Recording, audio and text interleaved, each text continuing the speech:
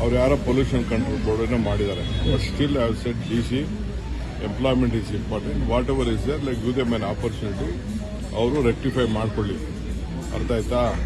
ನಮ್ಮಲ್ಲಿ ಎಂಟರ್ಟೈನ್ಮೆಂಟ್ ಆಗಬೇಕು, ಮತ್ತೊಂದಾಗಬೇಕು. ನಾನೇ ಹೋಗಿ ಅದನ್ನ ಇನಾಗ್ರೇಟ್ ಮಾಡಿದ್ದು. ನಾನೇ ಹೋಗಿ ಅದನ್ನ ಇನಾಗ್ರೇಟ್ ಚರ್ಚೆ ಆಗ್ತಿರೋದು ಸರ್. ನೀವು ನೆಟ್ಟು ಬೋಲ್ಟ್ ಟೈಟ್ ಮಾಡಿದ್ರೆ ನನ್ನ ಬಗ್ಗೆ ಮಾತಾಡ್ಲಿಲ್ಲ ಅಂದ್ರೆ ಅವ್ರಿಗೆ ನೆಮ್ಮದಿನೇ ಬರಲ್ಲ ರೀ. ಅವ್ರಿಗೆ ಶಕ್ತಿನೇ ಬರಲ್ಲ ಪಾಪ. ನನ್ನ ಸುದ್ದಿ ಮಾತಾಡಲಿಲ್ಲ ಅಂತಂದ್ರೆ ಅವ್ರಿಗೆ ನಿದ್ರೆನೂ ಬರಲ್ಲ, ಶಕ್ತಿನೂ ಬರಲ್ಲ, ಯಾವುದಕ್ಕೂ ಶಕ್ತಿ ಬರಲ್ಲ ಅವ್ರಿಗೆ. ಅರ್ಥ ಆಯ್ತಾ? ನಾವು ನಮ್ಮ ಡ್ಯೂಟಿನ ನಮ್ಮ ಸರ್ಕಾರದವ್ರು ಮಾಡಿದ್ರೆ ನನಗೆ ಗೊತ್ತಿಲ್ಲ. ನಾನೇ ಫೋನ್ ಮಾಡಿ DCಗೆ SP ಹೇಳಿದ್ದೀನಿ. We should not look at a law. ಏನಾದ್ರು ತಪ್ಪಾಗಿತ್ತು ಅಂದ್ರೆ ಲೆಟ್ ರೆಕ್ಟಿಫೈಡ್.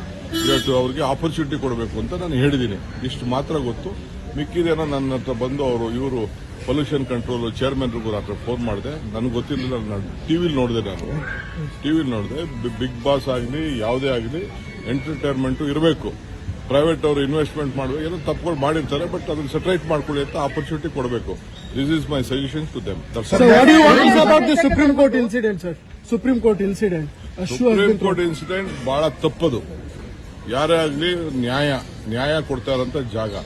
ಇವರ ಇದನ್ನ ಅಧರ್ಮ ತೋರಿಸೋದು, ಅವರ ಈ ತರ ಮಾಡೋದು ಖಂಡಿಸಬೇಕು, ಆಕ್ಷನ್ ತಗೋಬೇಕು.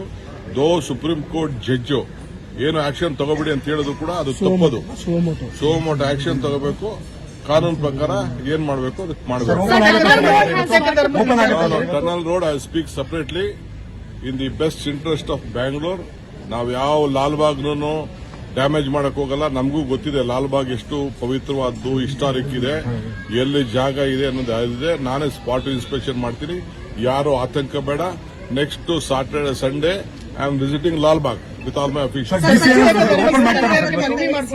ಸಚಿವ ಸಂಪುಟ ವಿಸ್ತರಣೆ ಆಗುತ್ತೆ ಅಂತ ಹೇಳಿ ಸಿಎಂ ಹೇಳಿದ್ದಾರೆ ಸರ್. ನನಗೆ ಗೊತ್ತಿಲ್ಲ ಸರ್. ಅದು ನನ್ನ ಪ್ರೆರಗೇಟಿವ್. ಓಪನ್ ಆಗುತ್ತೆ ಸರ್ ಅದು.